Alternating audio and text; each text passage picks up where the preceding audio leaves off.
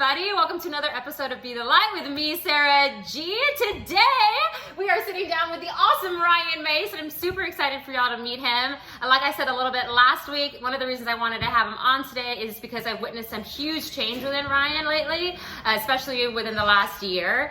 And his personality is just extremely ambitious and contagious, and he has really just proven to be a tremendous leader. And I've loved watching him grow over the last few years. And so, Ryan, thank you so much for taking time out of your day to sit with me today. I'm so happy you're here. Yeah, thank you. This is fun. Like I was saying before, like I listen to podcasts all the time. It's really cool to be in one. Yeah. Well, I'm hoping that Be the Light will continue to grow. But I love that you keep saying that because it is always important to be, aiming to grow and to, want to do more. And what's something that I'm hoping for, I want to get your voice. I want to have this episode on a podcast so that people can listen to it. I think I was just telling Ryan right before we started that I want to be able to sync so far all of my YouTube videos onto a podcast, app.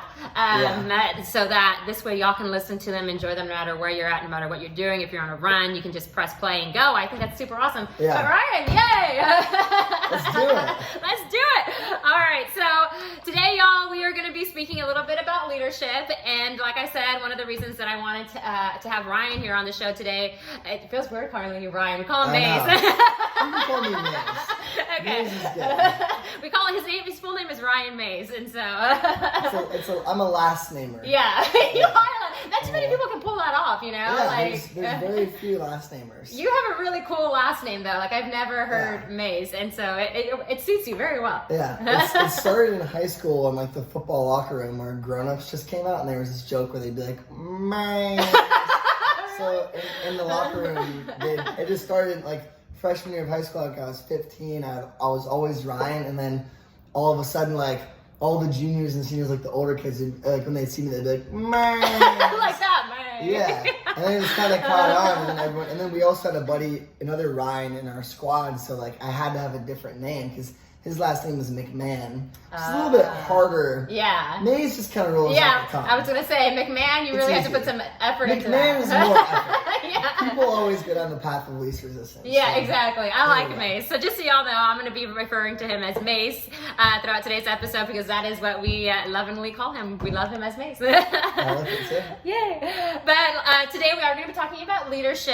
And as y'all know, so Ryan, Mase, you might not know this, but the way my podcast or my diary works is we shoot it twice a week, or I shoot it twice a week, Mondays. The goal is for me to sit down and write down my intentions for the week. Maybe I learned something over the weekend. Essentially, I call it my diary, and I'm sorry, most of y'all already know this, but essentially I call it my diary because it just leaves it open. The canvases can be anything. If I want to, I can speak about anything, I can do anything. It's like writing into my own personal diary. Cool. And usually when you're writing your diary, you're reflecting, you're learning. And so this essentially is, my life lessons, my takeaways on life and what I learned. And lately for this last week, it has been leadership. I'm around a lot of leadership, and it's been really, it's really been just, I don't even know if I have a word for it. If I had to put it just has lit a fire underneath my ass just watching you guys. I mean, I don't think a lot of people understand, and it's always difficult for me to explain to people when they ask me what do I do? And I'm like, well, how do I say it? The simplest terms is I'm around a bunch of badass men every day who go out there and do something that a lot of people aren't willing to do, and they crush it, and they reap these beautiful rewards, but it's only because y'all work so hard. And you make everything 10 times easier. I do have my little job. But I'm happy you feel that way. One of the most important jobs. Thanks. Super important.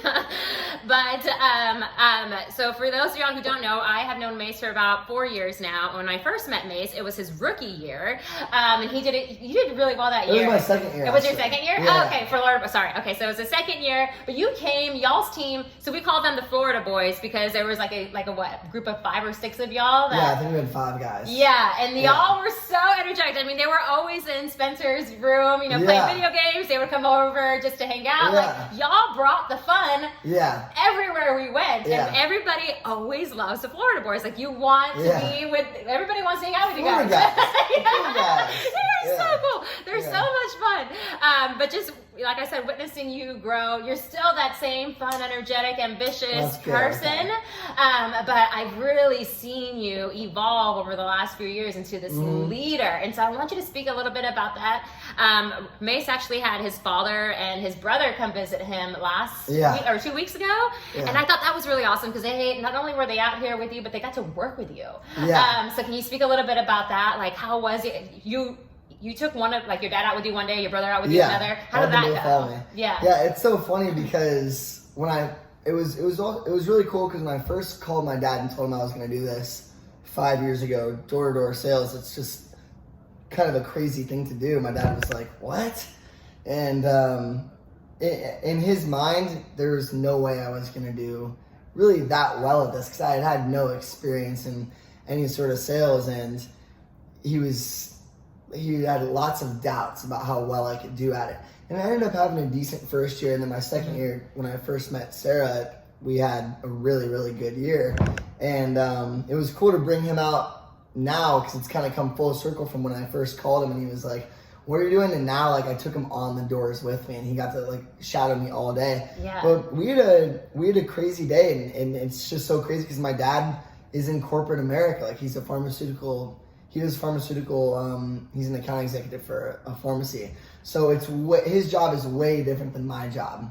But it was cool to take him out and be like, this is what it's like. Yeah. And my dad would, like, throw in little questions like, do you always, what if you say this? Like, do you ever try this? And I'd always be like, I've tried that before, it doesn't work. Or, like, I've tried that sometimes if the person looks this way. Yeah. It was cool to show him the difference based off just how different this job is compared to what he's used to. And he was kind of mind blown. He's like, I can't believe you do this every day. Because we had a grueling day. We were outside in 95-degree Texas heat for 8 hours. We ended up selling the last store we knocked on like at 8:45. It was good. He got to see probably one of my toughest days because it's hard when you're outside all day. And he was kind of mind blown. The opposite side of the spectrum was like my brother probably. Because when I took him out, he was just like, oh, I guess it's just what you do.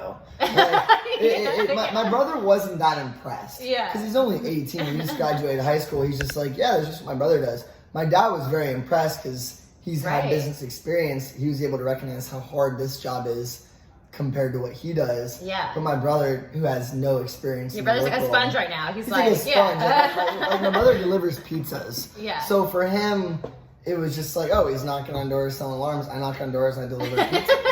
For him, it was kind of the same thing. But it was really interesting to have because I took my brother out first. Had a good day with him, got a sale pretty quickly. And when we left, I'm like, how'd you like that? And he was like, it was cool.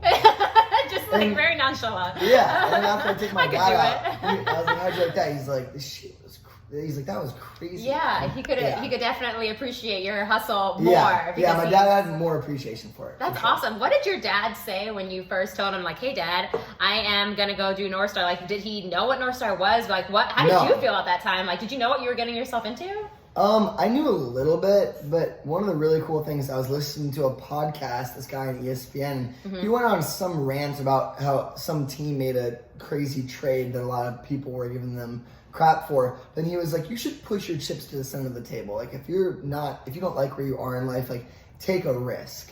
You should be totally willing to take a risk, especially if you're young and you don't have much to lose. Oh my God, I love that you're saying all of this. Yes. Yeah, and I was only 19, and then like a week later, my buddy called me and was like, hey, I'm doing this job.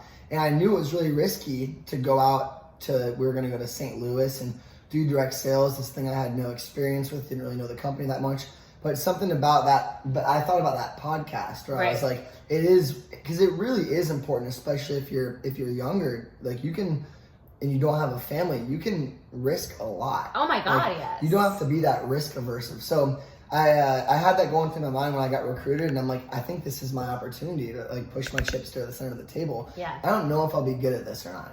But I have a feeling I will be. I just had like a feeling that it would work out. So I told my dad that. He was like, I don't know, man, you could stay home and walk dogs and work at a trampoline park and make like $5,000 guaranteed working this like hourly job, and I was like, I really want to like push myself and take a gamble and take a risk, because at my income potential, I could make like 15 grand if I did well at this job.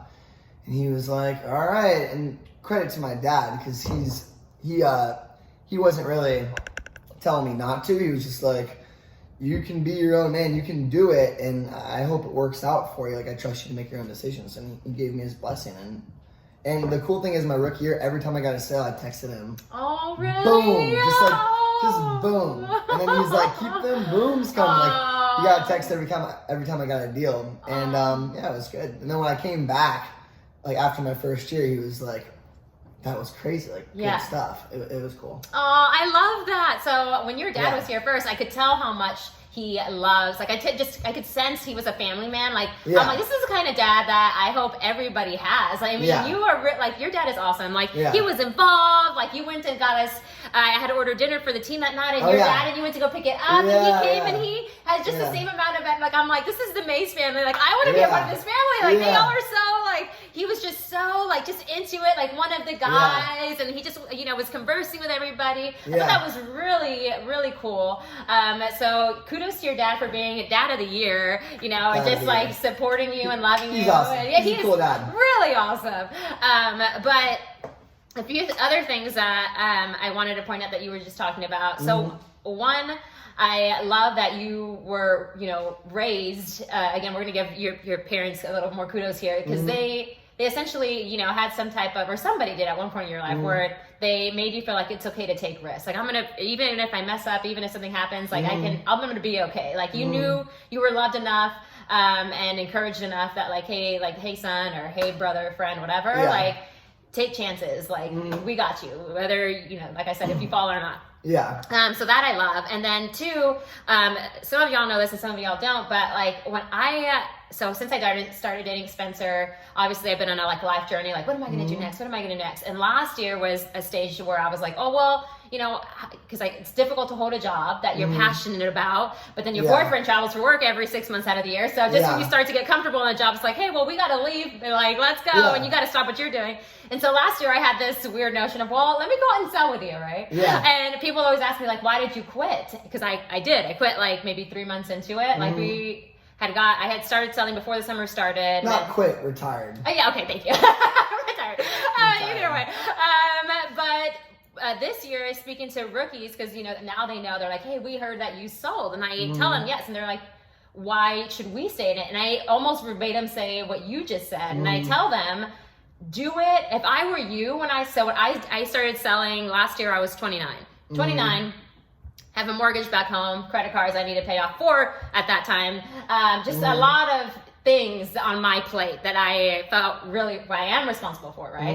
And I tell, the rookies that have asked me the question, like, why should I do it? And I tell them, why should you do it? Because if I were you, if I would have done this job when you guys started at the age of 18, like you said, you have nothing to lose. Like, what's your biggest bill at 18? Maybe your cell phone? Maybe not even like literally just rent. Exactly. Like you literally have nothing to lose. So what is holding you back from taking this risk that could, like now you're pay off massively. Yes. Like don't be afraid. That's what I tell them. Like, dude, if I was your age when I started, I would have kept going because at that point, like I said, you have nothing to lose. There's just so much room for growth, and that's I think you can you'd agree that. One of the reasons that people love being within North Star is because of the leadership. You're surrounded by it's essentially, these men who just really want y'all to grow. Like they take time to get to know y'all, to sit down with y'all. And a more, aside from the sales part of it, they're more concerned with like your like mental being, where you're at, like how you're feeling daily. Can you tell us a little bit about like your experience from your rookie year to now? Like how has leadership affected you and your influence on how you have grown? Big time. Like one of the cool things with just to touch on your earlier point with taking risks. Yeah. Like my parents didn't necessarily teach me like taking risks is good. Instead, they instilled this really good, deep-seated belief of self-reliance. And then if you have that belief that if you just have self-reliance, like you can make the most out of certain situations, then you will be more likely to take risks. So I wasn't necessarily like, it wasn't like, hey, you should be taking risks. It was more of, I started working when I was 15 as a dishwasher. So I just had this really good self-reliance where I knew I could rely on myself in almost any situation to make it work. So then when I'm presented with a risky situation that has a lot of high upside, I'm looking more at the upside because I know I can make it work. I love that. And that feeds directly into the leadership and kind of how you grow. Because as you grow as a leader, one of the biggest things that increases is your confidence in yourself and your self-reliance. So that's one of the things that I've grown a lot in the past 5 years is as like I saw an awesome quote and it basically said, you get confidence by doing things that you previously thought you couldn't do. And that's what this job is in a nutshell. Because I remember my first year doing this and in training, I remember we were training. Do you remember Joel? I do, yeah. Joel was awesome. Slick guy, looks like Ryan Gosling. Cool dude. Yeah. And I remember I like he was one of the guys training me and he knocked on my door to do like a little role play. Right. And he gave me this approach and I was just mind blown. I was like, this guy's so good, especially compared to my approach. I was like, this guy's amazing. And I called my dad that night and he's like, you're super impressed with that guy. In about a year, you'll be as good as that guy. And I was like, no way. And then that's what leadership is, because then like as the years go on, like I know that I'll give an approach to a rookie now and they'll come away from it being like, oh my God, that was so good. Kind of like how I was with Joel. And that's what leadership is. Like I was saying, is you're just constantly growing every year. And you go to so much to a point where you're like, I think I can help these guys grow.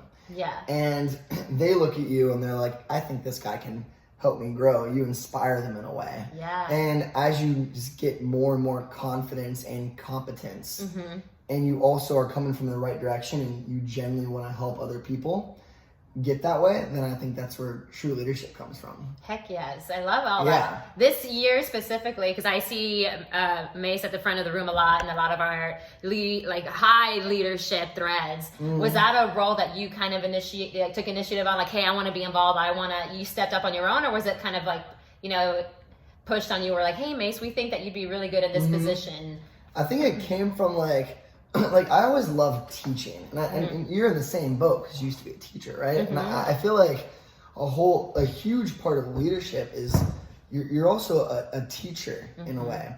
And I would even tell people, like, if I didn't end up doing this and find this when I was 19, I would have probably ended up becoming like a history teacher or something. Really? Yeah, because I love teaching people. Like, I grew up the oldest, so I would like teach my brother and sister stuff, and like I always loved teaching, even in math class. I would tutor kids sometimes. So originally it started where after my first year, they were like, I just wanted to teach other people about this. So that was where I was coming from. And then as I was coming from that frame where I want to teach these guys about sales. And then it ended up being presented to me where they're like, well, you're less of you can also be more of a leader too. So not only are you teaching these guys, but you're also inspiring them, and you're also providing a really good example and a really good blueprint of how they can reach success too. And that's so fulfilling. Like, it's just an awesome feeling when you recruit a guy or you recruit a guy to anyone, or you show someone this talent or this skill and you see them do it on their own. That's awesome. They say in order, to help you get ahead in life, it's by helping others, and so what you just said, it's essentially that. And, leadership, like I told you, I was listening to a podcast by Gary Vee the other day, and he was talking about, to be a really good leader, you have to be willing to put yourself and whoever you're essentially teaching, working with, at their level. You have to be willing to get uncomfortable. And, sometimes, like, even if you're not in that position anymore that they're in, like, hey, let's go back there, because you know what it felt like. And to help them grow, to help inspire them, that's what true leaders are. How has your confidence grown, through this job, being the leader that you've become now? Yeah, it's grown because you get in so many uncomfortable situations. Like, even when you have someone on the chopping block and That's like where they have to sell basically a certain amount or else we have to let them go home. And having those sort of discussions with people when you're only 21, 22, where you have to take a guy and you have to be careful not to cut him down fully, but also you have to be firm enough where it's like, hey man, we got to have you sell at least 2 accounts within this next week or else we're going to have to let you go. Like that's a very uncomfortable conversation to have. It's like, it's almost like breaking up with somebody. Oh, yeah. You know? Like, you never want to do it, but learning how to kind of craft that conversation in an empowering light. Right. And doing that over and over again. Right. And having confidence, especially when you craft that conversation the right way and then they end up beating their quota and they don't go home. Yes. How good does that feel? You're like, that, it's like your dad. You're like, oh. Yeah. I'm so funny. That feels awesome. Yeah. So that's like just putting yourself in difficult situations, which is what being in leadership, you'll always find yourself in difficult situations and finding a way to get out of those. Yeah. That's where I think the growth comes from leadership. Definitely a lot of resilience within leadership and watching y'all tackle all of these challenges. Yeah. And it's always like really fun to see the relationship that y'all have with like the rookies, you know, that come out here because y'all are, it's just such a great, you know, vibe and feeling just to see y'all all kind of like their big brothers in a way. And that's how I feel with a lot of these rookies, especially now because I'm 23, about to turn 24. Some of these guys just turned 19. But can you say that again, y'all? I want y'all to listen to this one more time. 23, about to be 24. 23, about to be 24. If y'all just knew these people in person, like got to have these conversations, like even just listening to him talk now, I hope he's inspiring you in some type of way. Like he's just so well put together at the age of 23. Like I was not you at 23. I was a little bit of a mess, to be honest. Like it's just so badass. That's what I'm saying. I wish I knew at your age what I know now, but I'm happy, better late than never, that I'm introduced to this this life, this world of growth, because y'all have literally inspired me in more ways than I can ever count. Like it's just so awesome. Yeah, y'all are always, every time I come into the room with them, I tell Spence, like, y'all are my equals. Like I never view myself as like,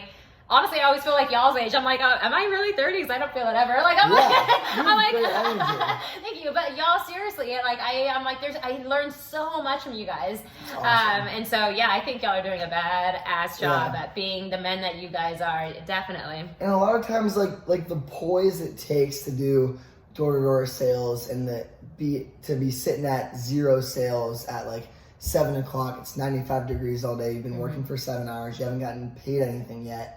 Like that really ages you. Yeah. Right? Like before I came out for this summer, I was like, man, I'm already 23. I feel so I feel so old. I feel like I'm not really actually 23. I feel like younger than what I actually am. And now, halfway through the summer, I'm like, oh my God, I'm only 23. I've been through. I feel so much older than only being 23. I feel like I'm like... Your mind definitely is. I feel like I'm like 45. Oh, yeah. Or something. Because it just ages you and you just have to constantly be very poised. You're just well calloused. You're callousing your mind in a way. Yeah, that's a good answer. And the summer does that. Because like I said before I came out here, I'm like, man, I'm only 23. And now I'm like, wow, I'm only 23. Yeah. I hope you're very proud of yourself. I'm very proud of you. Yeah. Like, you know, especially at the end of every summer where you're just like, man, I did that. You know, like I went out there and I finished another one in the books. Like, and that's where a lot of the confidence comes from too. Is it's really tough, and that's what doesn't make it easy, but it makes it a pretty free flowing process when you feel really confident. You feel really good about yourself.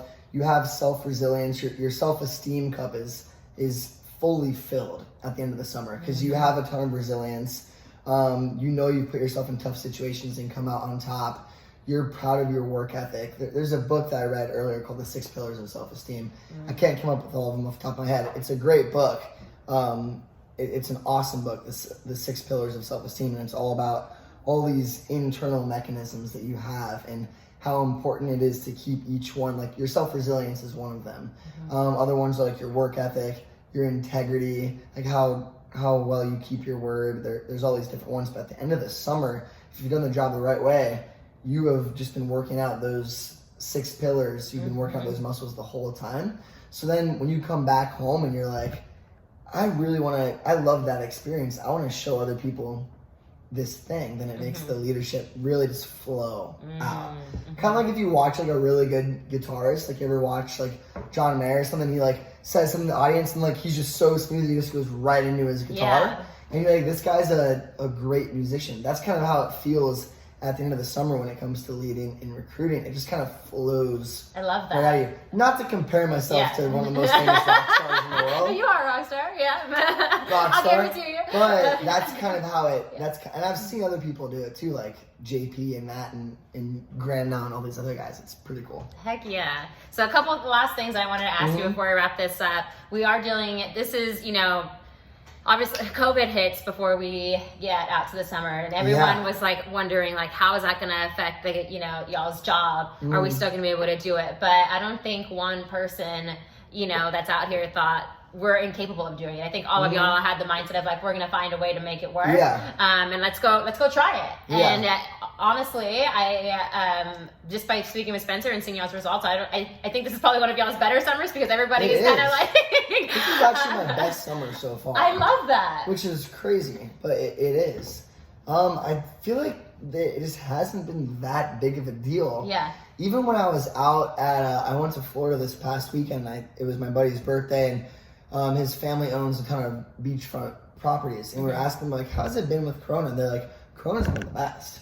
We've made a ton of money off of it because people can't go vacationing outside the country. Everyone still wants to go on vacation, so they just stay at these little properties and on the beach. And I feel like that's the most important part, is just how you're framing it. Like if you look at it, there's an opportunity in everything. Perspective. Like Corona, we were able to re-recruit a guy who had no plans of coming back, but he couldn't get any other jobs. This is Johnny, who might be on a podcast in the next couple of weeks. We got to get him on. We do. But he had no plans of coming back. Corona hit. He couldn't get the sales job he wanted in Seattle, and I was like, dude, you should do this. And he's made more money this summer than he definitely would have at any other job he would have gotten. I love that. Just because there's an opportunity in everything, and I feel like if you have that mentality, then you'll make it work. For sure. Last thing I want to touch on about the whole COVID virus and the situation is during difficult times, that it tests your integrity as far as like who you are as a person. Are you going to still continue to be the person that you say you are, especially when you're in a leadership role, when times get tough? And you definitely, I feel, have stayed consistent with who you are. But at any moment this summer, were you kind of like shaky, like, oh my gosh, or were you just like, no, like you were confident in who you are, and that, you kept the mentality of like, like I said, we're going to make this happen no matter what. I had one really slow week. I think it was like my 4th or 5th week. Really, my buddy had made like probably $200,000 in the stock market. And I was like really kicking myself for not doing stuff with stocks. And I was really just comparing myself with this other guy because he had done drop shipping and he was really smart with his money, saved up probably like $100,000. Once Corona had bottomed out almost every stock imaginable, he had invested in a couple ones that he knew was going to shoot back up. And kudos to him, these stocks did shoot back up. He took a huge risk. These are penny stocks. So he risked almost all of his money, but then he made huge money. And then I was out here in 95-degree heat, and I'm like, crap, I would have to sell a crap ton to make that much. And he did it in like what it seemed like a week. But so that was probably the toughest part of the summer because it's hard not to compare yourself. But I ended up bouncing back. Like I just I watched a video and it was talking about thinking positively and how you can really never compare yourself to anyone other than your previous self because everything's different. Definitely. And I ended up having my best week of my career the next week. And it wasn't like I was motivated to like beat that guy. I was just very comfortable with myself. And that was good. But that was probably the toughest part of the summer. I love that you're talking about comparison. We actually made a video not too long ago speaking about, actually it was with Rockwell, about compete, not compare. And at that time I was reading this book called Compete Every Day. So that's part of the reason y'all see me with all these wristbands there. But the whole message within that, and it's something that I'm still always honing, but I definitely feel like I've grown a lot in that area, is now I can get on social media, I can, or speak to friends or whatever, and totally not compare or compare less, if not at all, to their life versus mine, because it definitely, when you're in that mindset of like, well, you're doing this and I'm doing this, it does mess with you. But if you just learn to, I feel like it also has a lot to do with gratitude and appreciate everything that you have accomplished where you are in life. Like if social media didn't exist, if telephones didn't exist, and I only saw my friends when I saw them or spoke to them, like in my everyday life, am I happy? Like if yes, I am. I can answer that question honestly. Like yes, when Spencer comes home, when I'm doing these things or whatever I'm doing in life, when I'm exercising, whatever, I feel really happy. Yeah, and so why would I let that immense feeling of happiness be influenced by whatever somebody else is doing when I am so happy and when what I'm doing? So I feel like I want to encourage you to continue to remind yourself, like, hey, like, this is me. I am, Brian Mase. I, have done this, and that, and I'm going to continue to do this, and that, and I'm going to, and just take that, like you said, if you're going to compete or compare with anyone, compare with yourself, because you are the only person that you have to beat. And I love that you because the comparison will never end. Right. Because even like number one, if anyone's watching this podcast in America on an iPhone, you're luckier than literally 99% of people who have ever lived. Then also, let's say I was the dude to have made, like my buddy who made 200 grand on the stock market, he's comparing himself to guys who have made millions. And these guys who have made millions are comparing themselves to guys who have made tens of millions. There's just always another level. It'll literally never There's always stop. going to be someone better than you. I mean, regardless of what you're so doing. Then I was like, it's just important to focus on my own path and also be grateful. And then I wasn't bothered by it anymore. And I was also happy that I'm the kind of guy that if I have a buddy who does make a ton of money in the stock market, one of my first thoughts was, good for him. I wish I did that. Now I need to learn how to do stocks. It's just another area that you want to grow in. Like, hey, I can see that you're good at that. Can you teach me? Because I want to be, Another really good one is that all this is coming back to me because I watched videos about it on YouTube. I'm like, how do I feel better about this? One of the other really good ones is if someone does something awesome like that, you can look at it one of two ways. You can look at it through a jealousy lens where you're like, damn it, I wish that was me. Or you can look at it from an inspirational lens, and you know that's possible, which is cool. Like now I've seen firsthand it is possible to make massive amounts of money on the stock market through good investments. Before, my only knowledge of that was like watching movies like Wolf of Wall Street or something. I didn't know anyone who was able to do that. So it's cool if you choose to be inspired versus choose to be disempowered by it. Love that. I feel like I could talk to you all day, Mase. This is so much fun. I can't believe we're already at 32 minutes. I know. And so there's one more question that I want to ask you because Mase does have to go. Like I say this all the time. Y'all are busy men. You have goals, and I want to make sure that you get those. So my last question for you and for everybody is: can you name like maybe one or two people that you're inspired by, leaders that you look up to that have influenced your life? Yeah. One of them would definitely be Pete. Has he been on the podcast yet? Not yet. I would love to. You gotta get I know. Pete. He's really great. Pete's the guy that recruited me. Pete's the guy that, probably the first leader I've met in a professional sense, where I was really like, man, this guy's really focused on all the right things. Like he's not about himself, puts the team first, doesn't have a big ego. So that was a really big one to look at. And then there's also certain sports players that you'll look at that you're just like, man, these guys are great leaders. Like, I'm a huge LeBron James fan. And if you read little anecdotes or you listen to stories about how he's been in certain playoff runs and just putting the team on his back and just taking ultimate ownership over things and bouncing back from certain failures, like all those things are really inspiring. But people who I want to look into more, I want to read... I want to start reading more autobiographies. I want to read... I'm reading the Nelson Mandela right now. It's so good. Okay. That one's on my list. I want to read more about Martin Luther King. Ooh. And then also Gandhi. I'm like, Yeah. These are all so great, yes. Yeah, those are ones I want to look into, like the historical leaders, maybe even JFK. But those are ones I want to learn more about. But it's also so important just to have people in your life like Pete who just demonstrate to you the right way to go about things, which he totally has. And then and no one's perfect. So it's also important, and Pete would attest to this too if he was watching this. He's also showed me a lot about what not to do. And I feel like that's an important part in leadership and growing is you want to pay attention, obviously, to the right things. But you also want to pay attention to the things that aren't quite working for you with what certain leaders are doing, and then you can kind of adjust and kind of reverse engineer from there. Learning from other people. Yeah. Love that. time. Mase, I love you so much. It's been a good podcast. It's been one of my favorites. I honestly don't want to say bye. I feel like I can keep going and going and going. But I'm going to go ahead and wrap this up so you can get to your goals for the day. Sweet. But thank you again for sitting down with me. Thanks for having me. You're amazing. This is awesome. I love you. I got my matcha green He tea. does. Isn't he the best? Got energized. Yeah, it's good. Alrighty, Mase, thank you again so much. Wasn't I hope you have a chewing great any gum. day. He wasn't chewing any gum. Alright, Mase, help me sign off. We're going to wish everybody a happy weekend. I'm excited to sit down with y'all on Monday. Don't forget, Monday is Giveaway Monday, so make sure that you're doing your best to be the light over the weekend. So hopefully I can find you and throw you in that name bowl. Till then, continue to be the light in your life and everybody else's you surround yourselves with. Everybody have a great day. We'll see you soon. Bye, Adios. guys.